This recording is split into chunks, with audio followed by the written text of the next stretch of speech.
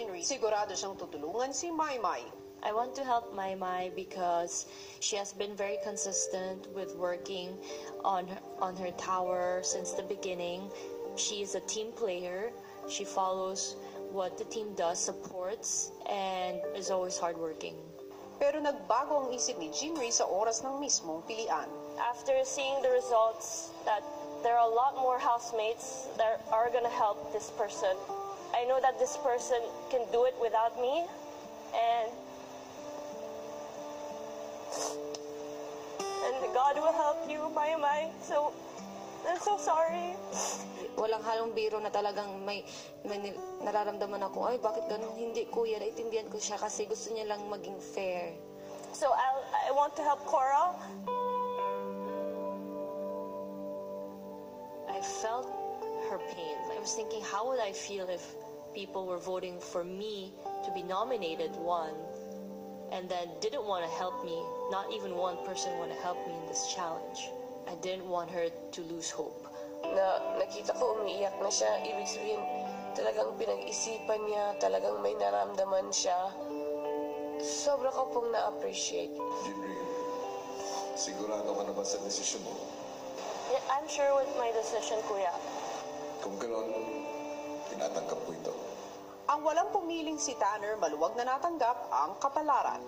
Honestly, I kind of expected it. I was expecting everyone to help Maymay. Because in my opinion, she deserves the house the most out of us. Housemates, ngayong nalaman nyo na kung sino ang nais magbigay ng tulong sa inyo, may isa pang swerte ang maaaring matanggap ng isa lamang sa mga players. Ang swerte ito ay nagmula sa outside world. Magkakaroon ng player nito ng 7 minutong pahinga na maaari niyang gamitin kahit na anong oras.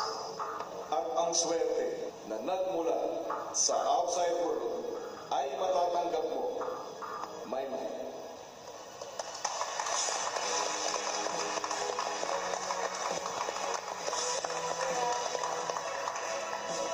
Ilang sandali pa pumwesto na ang lahat para sa kanilang second Dream House Challenge. Cora, Jerome, Tanner at Maymay, humanda para sa inyong ikalawang Dream House Challenge.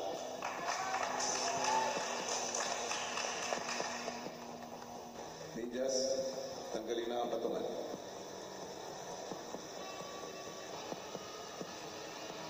Ready? Go.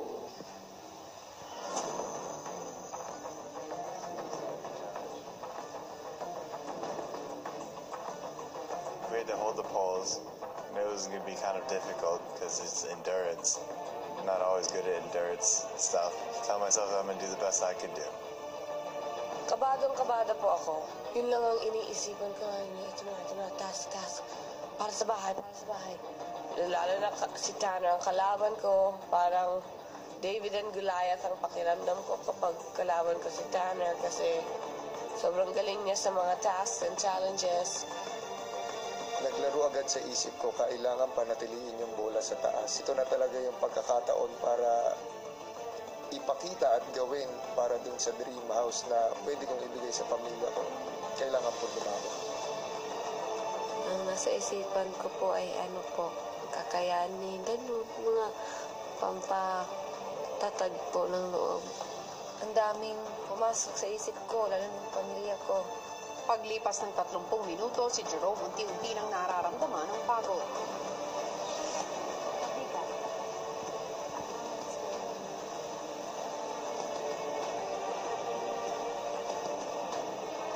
Maya-maya lang, isang anunsyo ang narinig ng housemates mula kay Kuya. Players, sa puntong ito ay magkakaroon kayo ng inyong level up. Kailangan ninyong iangat ang dalawa niyong kamay upwards sa ibabaw ng inyong ulo. At mangyayari ito ng sabay-sabay. Ready? Go!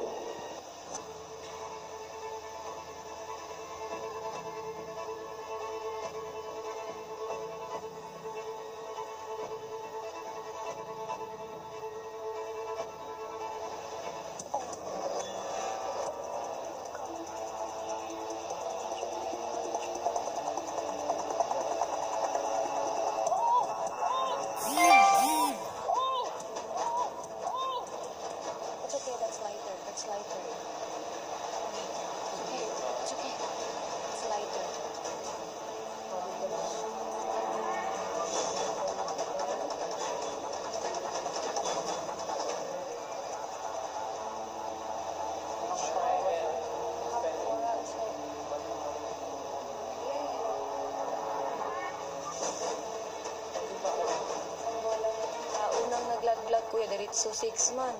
Kasi yung sinabi mo magle-level up na, doon ako na nawalan ng focus. Hindi ko na pesto ng mabuti yung kamay ko kasi nalito ako kung paano ko lalagay yung kamay ko sa ulo ko. Nahihinain ganun, pero sabi nila meron pa daw isa. Pagkatapos malaglagan ng 6 na bola, isa na lang ang natitirang bola ni Maymay para magpatuloy pa sa challenge. Kaya mo yan. Konti na lang.